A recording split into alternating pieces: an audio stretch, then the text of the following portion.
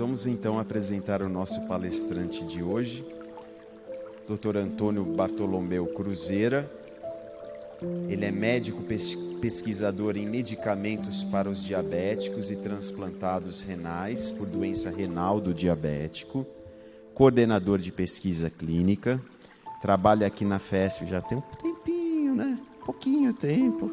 Desde 83, é expositor, educador, já estou em quase todas as áreas e departamentos. E ele está sempre atuante aqui na casa. O tema de hoje, Eurípides Barçanufo, o homem e a missão. Vamos receber com muito amor e carinho, com uma salva de palmas, Antônio Bartolomeu Cruzeira.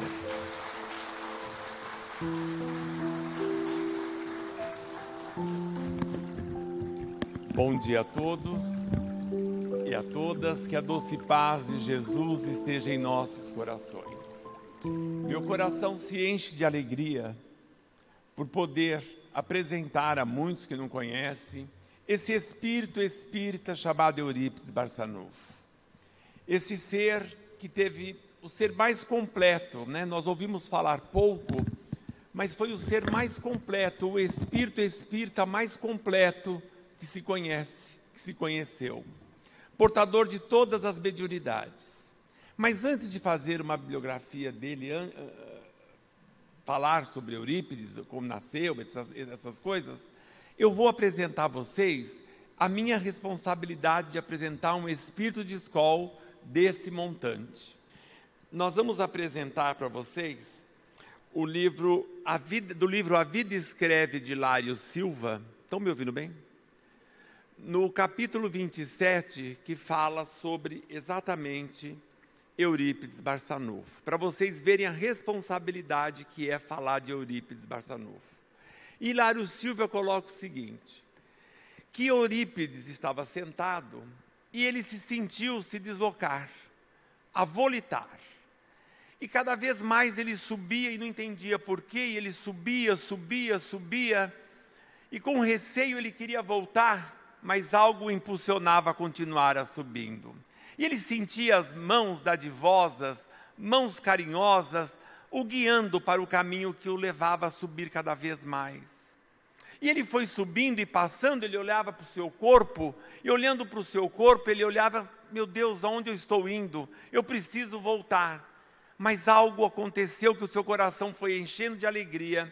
Ele começou a ver tons diferentes, luzes diferentes, verdejantes diferentes, até que ele pousa num lugar, num jardim lindo, que nunca tinha visto antes. E ele vai andando, e num momento ele olha e vê um senhor sentado, como se meditando, de cabeça baixa, e ele tentava se aproximar desse senhor, e ele não conseguia mais. Ele estava preso como se tivesse um chumbo o segurando. Algo o impedia. Ele tinha vontade, porém ele tinha receio. Ele não conseguia chegar até perto do que ele estava vendo. Quando ele começa a observar luzes variadas saindo desse rosto, ele denota que naquele rosto tinha um semblante de Jesus. Ele foi pego de surpresa. E de tanta emoção que ele estava, ele abaixou a cabeça e começou a chorar, de tanta alegria que foi invadido por aquele instante. E ele chorava copiosamente.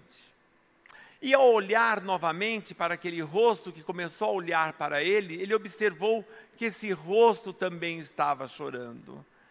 Mas como que um mestre Jesus está chorando? E naquele ímpeto que nós temos, quando amamos uma pessoa e essa pessoa está triste, chorosa, nós queremos abraçar. Nós queremos fazer com que essa pessoa se sinta confortável, confortada por nós, mas ele não conseguia chegar até Jesus.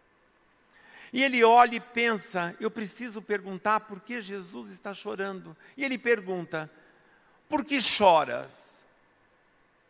E Jesus continuou de cabeça baixa, e as lágrimas caíam, e ele disse, chora pelos incrédulos? Jesus levanta o rosto, olha para ele e diz, não. Pelos incrédulos nós temos que ter amor, piedade e misericórdia. Mas eu choro por aqueles que conhecem o meu evangelho e não praticam. Eurípides se sentiu tão triste nesse instante que algo fez retornar até o seu corpo físico. E retornando para o seu corpo físico, Eurípides, após o contato com Jesus, a partir desse instante, nunca mais parou de trabalhar. Trabalhava dia e noite em prol do próximo, do amor, da caridade, do conforto, do acalento, ou seja, a partir desse instante ele sentiu a necessidade, a importância que é a prática do Evangelho. Então vocês entendem quando eu digo da responsabilidade que é falar de um ser dessa escola, um espírito dessa escola que teve contato com Jesus? E esse ser que teve contato com Jesus nasceu numa cidadezinha tão pequena, no interior de Minas Gerais, chamada Sacramento.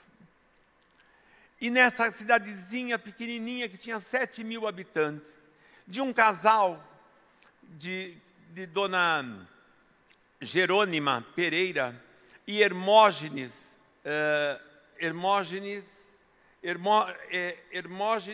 Ernesto.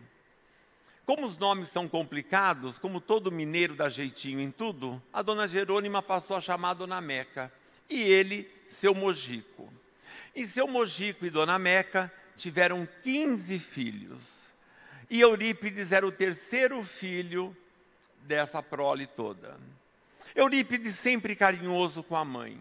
Tinha um vínculo enorme com a mãe. Durante as suas gravidez, ela começou a desenvolver desmaios frequentes. Sim, Eurípides nascera dia 1º de maio de 1880. E a Dona Meca começou a ter esses desmaios frequentes. Ela caía frequentemente.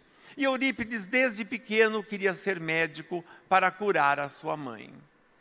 E Dona Meca era muito apegada ao seu filho. E Eurípides, com 6 anos, ele já fora alfabetizado. Aprender a português, aprender as contas, matemática, com grande desenvoltura. E Eurípides fez o que fez, e durante esses 6 anos na escola do professor Miranda, foi que ele teve aquele aprendizado. E a vida desse casal, com seus filhos, era muito modesta. Era uma vida muito simples, uma vida que a mãe fazia de tudo em casa. Por quê? Porque não tinha condições financeiras. Com 15 filhos também, não é? É muita coisa. Mas o seu Mojico teve um convite, porque ali no Cipó, um lugar bem próximo, ali se fez, a ferrovia chegou em Sacramento. E a ferrovia que chegou ali no Cipó, ela iria para São Paulo, para a capital, no caso do Rio de Janeiro, e para outros locais do Brasil. E o seu Mojico foi convidado a trabalhar nessa ferrovia. Bom, a família se mudou para esse lugar chamado Cipó, que não é longe de Sacramento, é coisa assim de uns 10 quilômetros, acho que no máximo 10 quilômetros.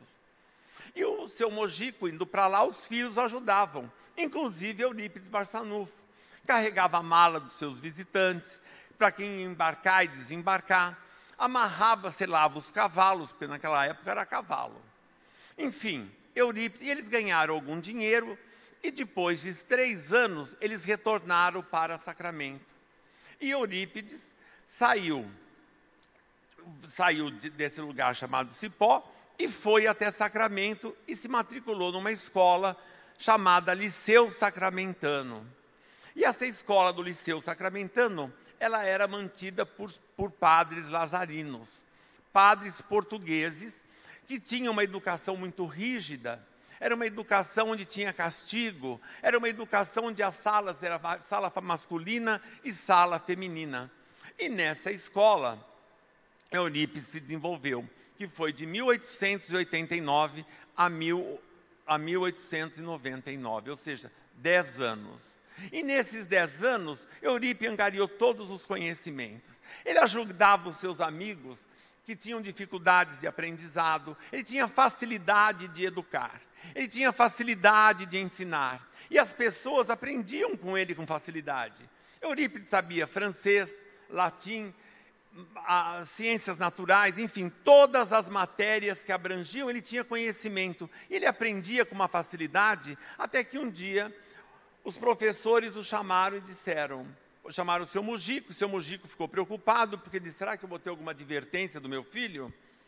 Não, era para dizer que a escola lhe oferecera tudo que podia lhe oferecer. E Eurípides estava pronto para realizar o seu sonho, que era prestar vestibular, na época não era vestibular, ingressar numa escola médica, que era a escola do Exército Médica no Rio de Janeiro. Bem, Eurípides vai com seu pai, ele é aprovado nas provas iniciais, é aprovado no curso, e ele volta para Sacramento para montar, como se dizia na época, montar o seu enxoval. E montando o seu enxoval, a mãe, que era muito apegada a ele, começou a perceber. Ele começou a perceber que os desmaios da mãe começaram a ser mais frequentes. Queria fazer um parênteses. Antes disso, de ele ir para o Rio de Janeiro, a casa do seu Mujico, ele sempre dava abrigo às pessoas que iam. E ele deu abrigo a um médico que estava com a sua esposa, e esse médico deixou para Eurípides livros de anatomia, de fisiologia, de fitoterapia, o tal do livro do Hahnemann, que é um livro importante, que todo mundo que estuda homeopatia pega esse livro, e Eurípides lia aquilo lá com uma facilidade enorme, e tinha um aprendizado enorme, e desenvolveu, com isso daí, toda uma teoria, e ele conseguiu se aprimorar. Ele se aprimorou nisso daí. Bem, voltando ao assunto que ele voltou do Rio de Janeiro. Quando ele voltou do Rio de Janeiro, tinha que fazer as malas estavam prontas, mas a mãe tinha piorado os desmaios. Se hoje, na época não tinha eletroencefalograma, não tinha como detectar isso daí. Mas se fosse um quadro de hoje, é um quadro muito próximo para quem tem crises convulsivas, né? A epilepsia. E na época não existia remédio para isso, não tinha nem diagnóstico para isso. Bom, e Eurípides tinha um empenho de curar a mãe. Tanto é que ele monta um laboratorinho, uma farmacinha de fitoterapia, que depois isso aí vai progredir. Bom, Eurípides, vendo a mãe nesse estado, resolve desistir do seu sonho. Desarruma as malas e nunca mais toca nesse assunto. Não, a mãe era prioridade. A mãe era tão prioridade que ele a curou, ele conseguiu a curar desses males, dos grandes males que ela tinha de desmaio. Bem, temos que fazer uma pausa aqui, porque eu tenho que explicar um ponto importante. Nós vamos parar aqui, que Eurípides retorna e começa as suas atividades em Sacramento. Ele é vereador por 2 vezes, ele tinha outras visões, né? Outro tipo. Hoje nós não temos nem saneamento básico em todas as cidades brasileiras. E Eurípides já tinha feito o quê? Encanamento de esgoto e água encanada na cidade. Uma usina ali no Cajuru, tinha uma usina hidrelétrica no Cajuru. Ele conseguiu colocar o bonde, implantou o bonde na cidade, olha só. E além de tudo, fez com que houvesse um cemitério ali público, porque não tinha cemitério público na cidade, que naquela época vocês sabem que era nas igrejas, aonde se enterravam, no quintal das igrejas, aonde se enterravam as pessoas. Bem, Eurípides tinha um tio chamado Senhor Mariano. Esse tio chamado Senhor Mariano era muito próximo da família, mas ele não morava ali em Sacramento propriamente dito. Ele morava num local chamado Santa Maria. Santa Maria fica mais ou menos 14 quilômetros de Sacramento. Parece que é perto hoje, mas naquela época era a cavalo, né? Eram caminhos longos, e todas as vezes que o tio Senhor, né, como eles falavam, o tio Senhor Mariano, ia para a cidade, dormia na casa da mãe de Eurípides, da vovó Meca, da dona Meca. Ainda não é vovó, da dona Meca. E ali na cidade, Eurípides pedia: mamãe, arrume o quarto para que o titio durma comigo, porque ele gostava de conversar com o tio Senhor Mariano. Tenho que dizer também que as famílias naquela região eram extremamente católicas. Iam à missa rigorosamente todos os dias, e muitos iam até 2 vezes por dia. É importante eu frisar isso. Porque nós sabemos que hoje o espiritismo ele é aceito e muita gente conhece, mas até pouquíssimos anos atrás, falar de espiritismo era uma coisa assim que não podia se dizer. Os cultos eram realizados em casas, escondidas, não podiam propagar a doutrina espírita como é hoje. Mas é importante saber que a família era extremamente católica. E o senhor Mariano começou a perceber que nesse lugar em Santa Maria, que é um povoadinho, uma fazenda grande, mas é um povoado ali próximo, ele começou a perceber que começou a ter fenômenos com efeitos físicos. Portas que se abriam, portas que se batiam, vozes que falavam, assopros, assobios, porteiras que se abriam para os animais fugirem, enfim. Não era só à noite, não era uma casa assombrada, era durante o dia, era todos os momentos. Porque imagina isso acontecer, de pedras caírem no telhado, portas se abrirem, vultos, panelas que caíam no chão. Não estou falando panela de alumínio, as panelas eram de ferro que caíam no chão. E o senhor Mariano, como tinha um conhecimento melhor, ele começou a tentar investigar o que era isso daí. O que era isso? E procurava os padres da redondeza, da região de Conquista, de Ponte Alta, de próprio Sacramento, de Uberaba, a ser bispo de Uberaba, ia até lá, porque ali Sacramento fica no Triângulo Mineiro. E iam lá e rezavam o dia todo. Tinha missa de hora em hora e cada vez piorava muito mais. Cada vez piorava muito mais. Até que uma pessoa indicou que ele procurasse Frederico Peiró, numa cidade hoje chamada Peirópolis, mas na época não tinha esse nome de Peirópolis, que fica também no subúrbio, no subúrbio de Uberaba. Hoje é uma cidadezinha própria ali, muito boa, onde tem goiabadas excelentes, marmeladas excelentes, enfim, aonde a gente sente aquele cheiro mineiro de comida boa, ali em Peirópolis. E Frederico Peiró, ele era um espanhol, recém-chegado no Brasil, e ele já tinha conhecimento da doutrina espírita. Ele já sabia dos fenômenos, da fenomenologia, já sabia do que estava acontecendo ali. E o senhor Mariano o levou até Santa Maria. Vamos lá. Bom, o Frederico Peiró tinha um irmão, já tinha um conhecimento da doutrina, e foram até Santa Maria. Chegando em Santa Maria, detectaram, são médios de efeitos físicos.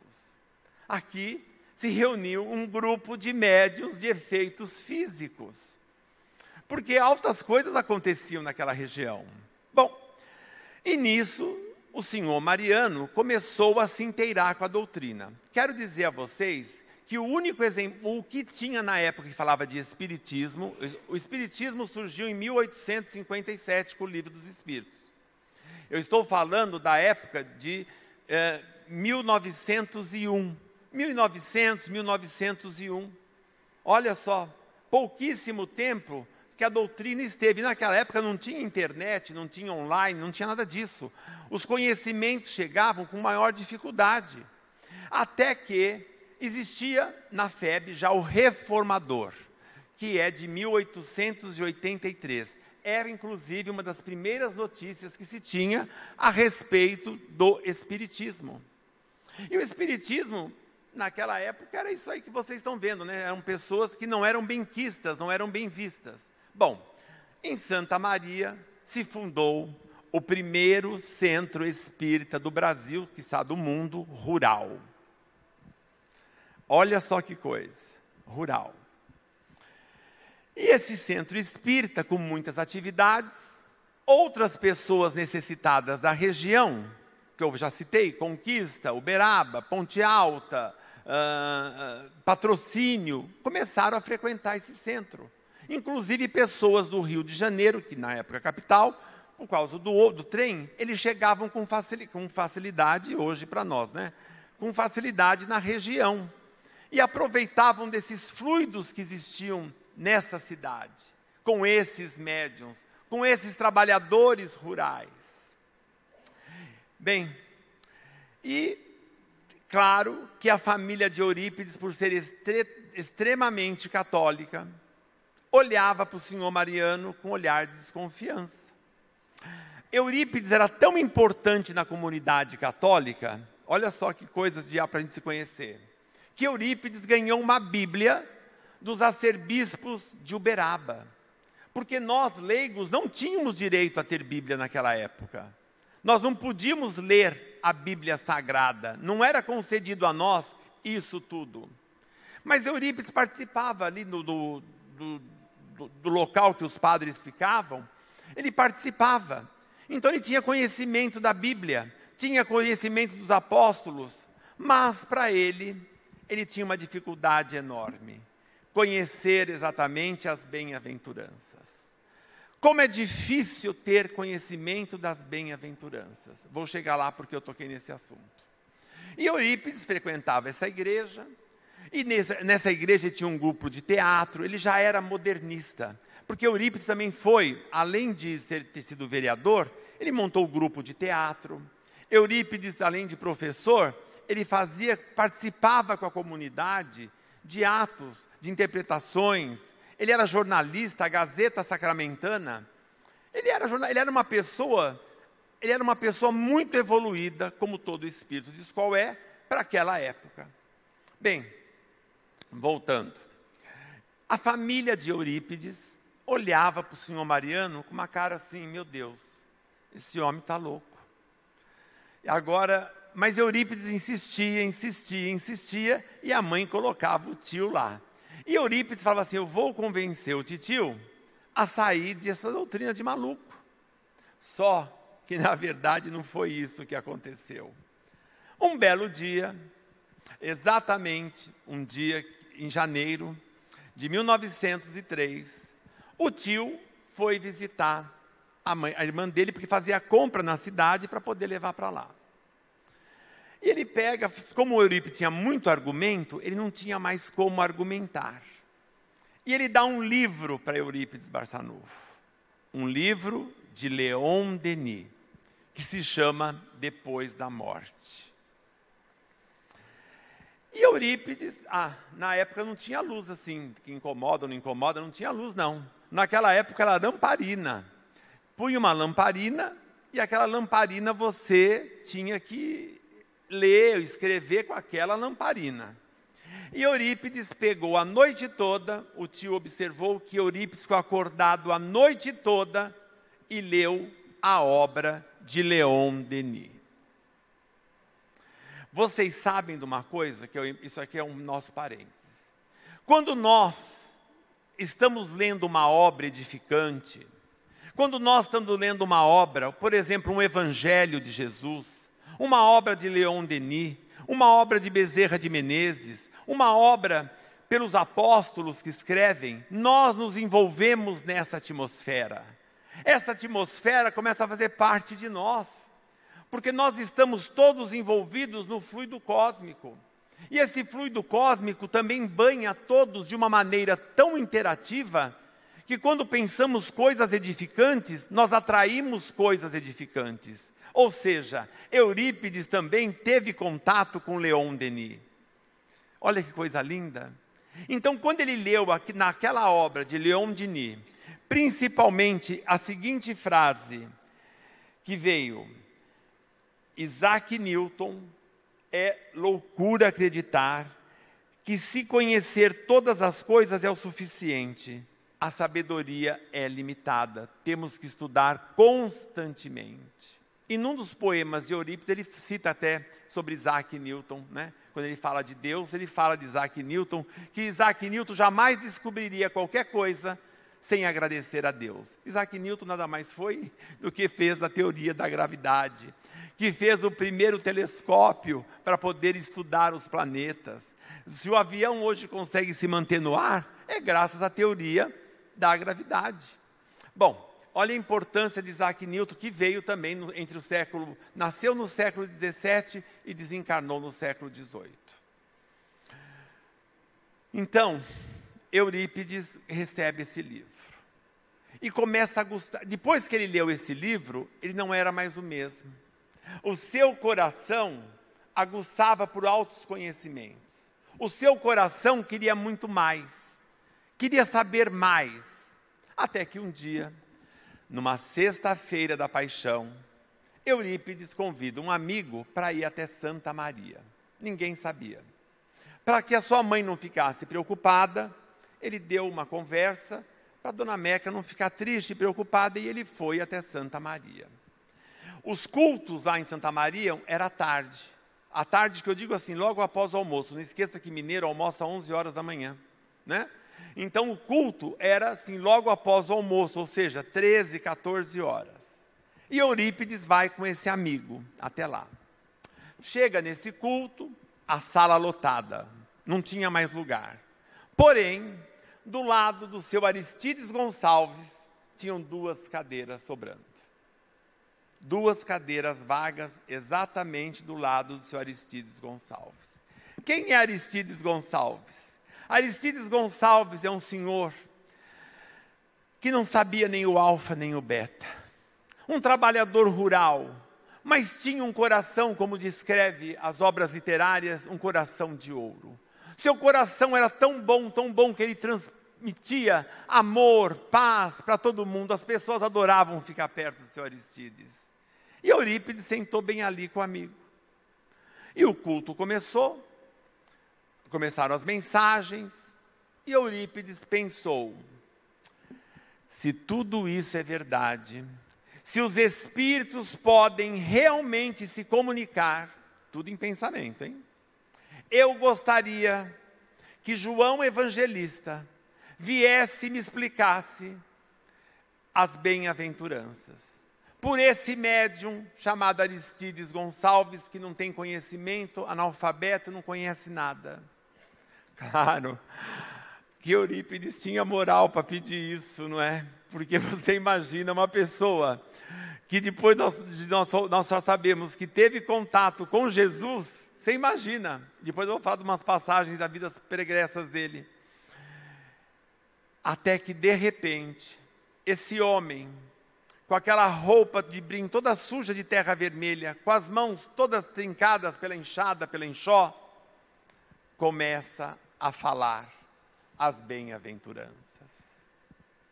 Num português castiço, numa pedagogia, numa didática das palavras, que todo mundo se encantou, como aquele ser conseguia falar tudo aquilo, ele mal conseguia balbuciar uma palavra, não sabia o que era um verbo, não sabia o que era um sujeito, um predicado, não tinha noção de gênero, de número, de grau, enfim, como que um ser desse consegue chegar a esse ponto?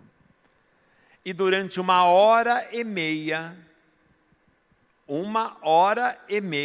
o seu Aristides Gonçalves falou.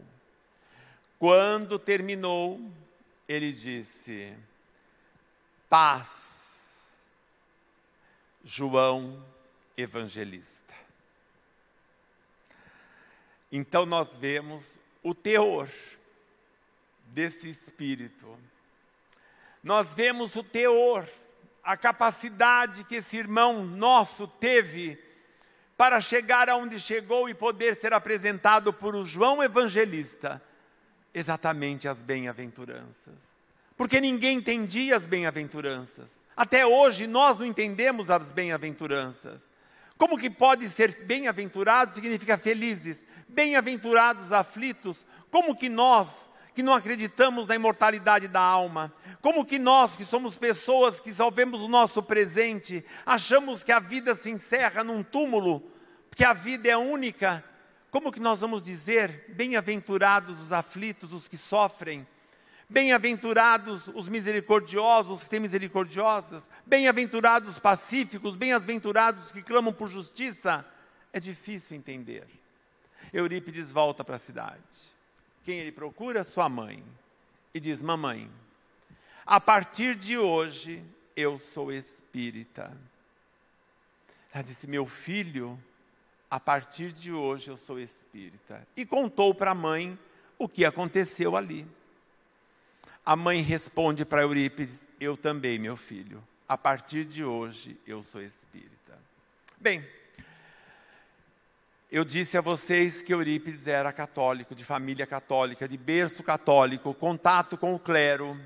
Eurípides fora extremamente criticado.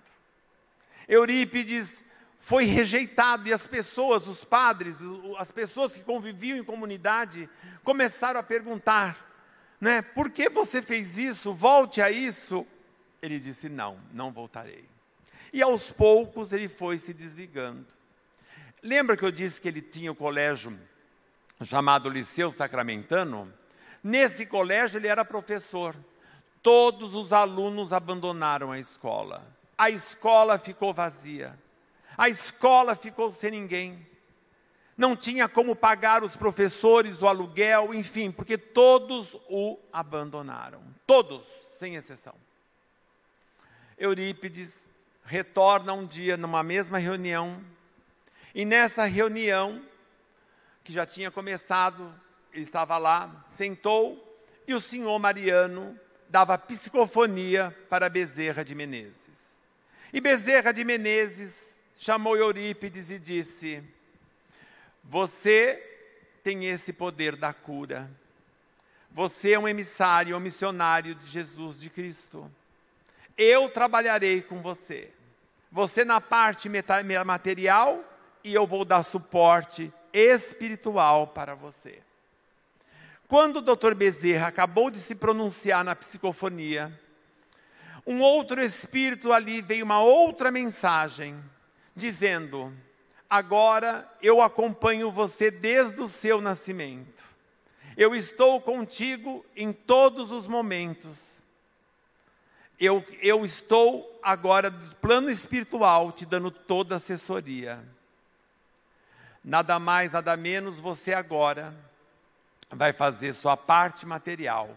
E disse, São Vicente de Paulo,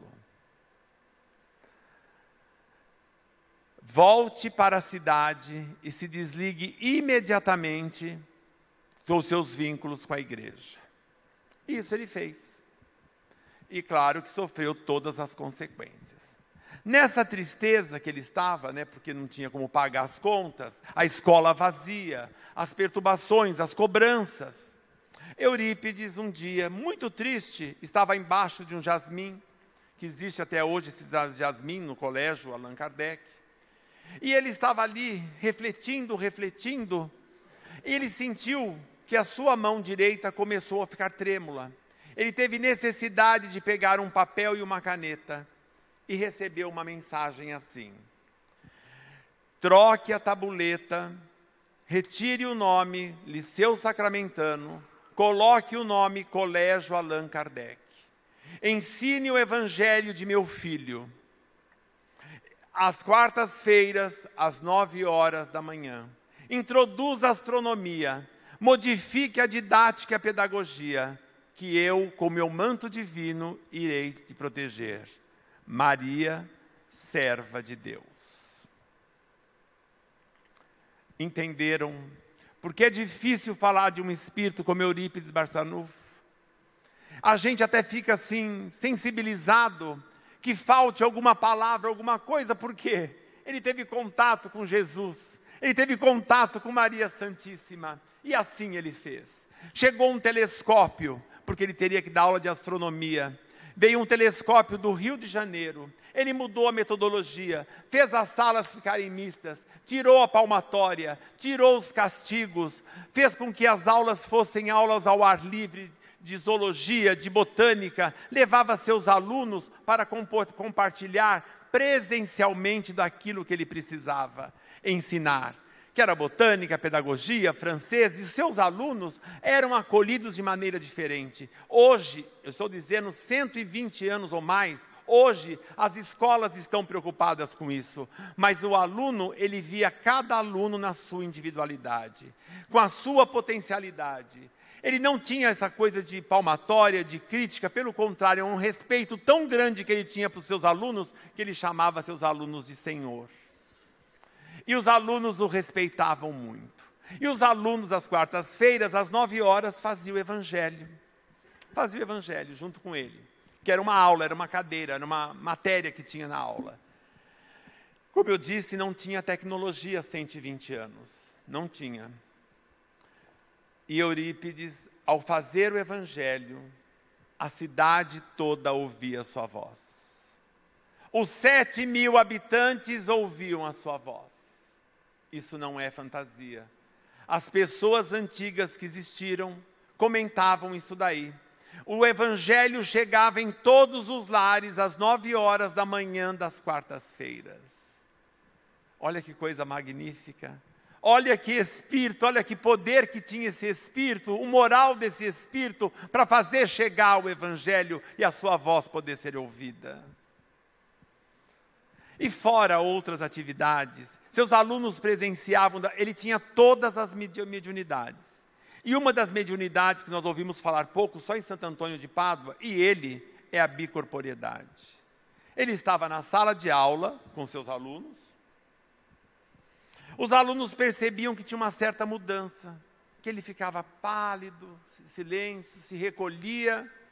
Ele estava prestando assistência numa cidade vizinha, num povoado distante, aonde alguém precisasse dele de alguma coisa. E lá ele estava. Tem um caso, em vários casos, mas tem um caso que ele estava dando aula e ele fez esse desdobramento e foi até onde ele tinha que ir. Chegou lá, se apresentou, era um parto que a mulher corria um risco de vida enorme. E ele chegou, fez o parto, e o marido saiu da casa e foi até a cidade, porque Eurípides, depois que ele montou o colégio, ele ganhou muita credibilidade. A farmácia de homeopatia, nossa, foi incrível. Começou a mandar para São Paulo, para o Rio e até para outros lugares os remédios que ele manipulava. E nessa hora, fez o parto, e ele disse para os seus alunos quando voltou, regressou a ele: olha, vai chegar um senhor aqui, vocês o tratem com educação, porque eu já fiz o parto do filho dele. Não deu outra. Esse senhor vem esbaforido pedindo: senhor Eurípides, professor Eurípides, socorra minha esposa que vai morrer. Não vai morrer. O menino já nasceu. Não nasceu, vim buscar o senhor aqui. Ele já nasceu. Então vá comigo. Eurípides foi com ele. Quando Eurípides adentrou na casa desse senhor, uma casa simples, humilde, a mulher olhou e falou assim: o senhor voltou? O marido olhou como que não entendesse nada. Eurípides deu um sorriso e voltou para a casa a cavalo. Outras histórias, outros fatos reais, não histórias fantasiosas, nós temos que aonde houvesse necessidade, aonde existia uma pessoa com dor, ele acolhia. Teve uma vez que ele estava saindo de um lugar, ele estava com o senhor Mariano, e ele sentiu que alguém precisava muito dele, e essa pessoa tinha lepra. E ele disse: quem é fulano aqui perto? Ninguém falou: não, fulano, sim. Aí uma pessoa se lembrou, falou: é o nosso vizinho de fazenda lá atrás. Mas é melhor não ir lá. Ele falou: não, eu preciso ir lá. Quando ele chegou na casa, essa pessoa estava necessitada, não tinha o que comer, porque a lepra, vocês sabem, que hoje é um problema, imagina naquela época, como que era a lepra. Eles eram rejeitados, excluídos, e tinha aquele cheiro, enfim. Pois ele levou a comida, levou amor, e essa criatura foi curada com as medicações de Eurípides Barçanufo.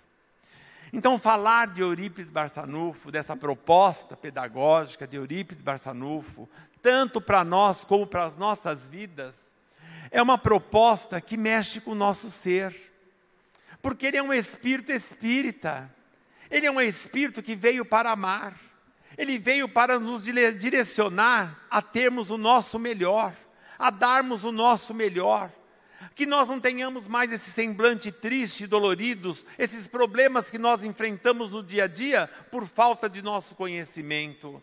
Eurípides veio para dizer, para que façamos uma introspecção em nossas vidas, que nós possamos descobrir o ser que nós somos em nossas vidas, a pessoa que é na nossa essência, porque quando nós encarnamos, quando viemos para esse planeta, todos nós viemos com uma tarefa, uma renovação. Não importa se é uma alta renovação ou uma baixa renovação, o importante é que todos nós temos uma tarefa, e essa tarefa que nós temos é de nos conhecer. Isso chama evangelização do Espírito. essa pedagogia do amor que nós temos que praticar para conosco. Não adianta nós queremos fazer só caridade para com o nosso próximo. Nós não podemos perder essa encarnação, deixando essa encarnação simplesmente porque nós não autoconhecemos, não sabemos a nossa capacidade. Nós não temos que acreditar no nosso potencial de amor, de ação, na nossa família que nós construímos aqui na matéria. Essa família dada por Deus não pode ter tristeza nos nossos lares, não pode ter nos nossos lares angústias, nós não podemos ter palavras deletérias, porque nós estamos aqui, nós somos uma família. Podemos ter sobrenomes diferentes, nós podemos ter nascido na África, na América, na Ásia, no Oriente ou no Ocidente, mas nós somos uma família porque temos um Pai único. Esse Pai único se chama Deus. Deus, Deus, Deus. E nós temos que nos renovar acreditando nessa renovação. Acreditando em Deus em nossas vidas, nós não vamos nos decepcionar com o próximo. Nós não vamos nos decepcionar conosco mesmo, porque o próximo só pode dar a nós aquilo que ele pode dar. Talvez ele quisesse fazer mais, mas ele tem limite. Ele só pode dar aquilo, então por que eu vou cobrar do meu próximo? E Eurípides ensinou isso. Ele ensinou que eu posso construir um ser novo, aquele ser de amor, aquela criança que não aprende na escola, aquela criança que tem dificuldade, aquela pessoa que nasce com problemas de cegueira, surdez, com problemas de paralisia, com problemas de doença, tudo isso é um aprendizado para nós. Tudo isso nós temos que tirar uma lição. Essa lição através do amor e do nosso autoconhecimento. Talvez hoje, como nós estamos aqui, nós aprendemos a oportunidade dessa escola maravilhosa que é esse corpo físico que Deus nos deu. Não importa se bonito, se feio, mas é o corpo que nós temos para a nossa evolução. E Eurípides Barçanufo deixa isso claro com esse amor. E nós queremos procurar Deus em tantos lugares. Nós procuramos Deus em todos os lugares, basta um amigo indicar, vá lá que lá Deus vai te falar. Vai lá porque Deus está lá. Vá não sei aonde que a pessoa tal resolve a tua vida. Não, Deus não está, Deus está em todos os lugares. E quem tem capacidade de mudar as nossas vidas somos nós. Nós é que somos, nós temos esse potencial. Nós temos esse tesouro chamado Deus em nossas vidas. Jesus que ilumina as nossas vidas. Tem um poema de um autor desconhecido que fala muito bem sobre isso, dessa procura incessante de Deus. Nós procuramos Deus, nós nos decepcionamos com Deus, basta nós cairmos que nós falamos assim, Deus não existe. Por que o meu vizinho não passa por isso e eu passo por isso? É Deus, e nós colocamos culpa em Deus. Até que eu lendo, procurando, eu encontrei um poema de um autor desconhecido que fala, o título do poema é Deus. E ele diz assim, vê se é como nós. Passei tanto tempo te procurando, não sabia onde estavas. Olhava para o infinito e não te vias. E perguntava comigo mesmo, será que tu existe?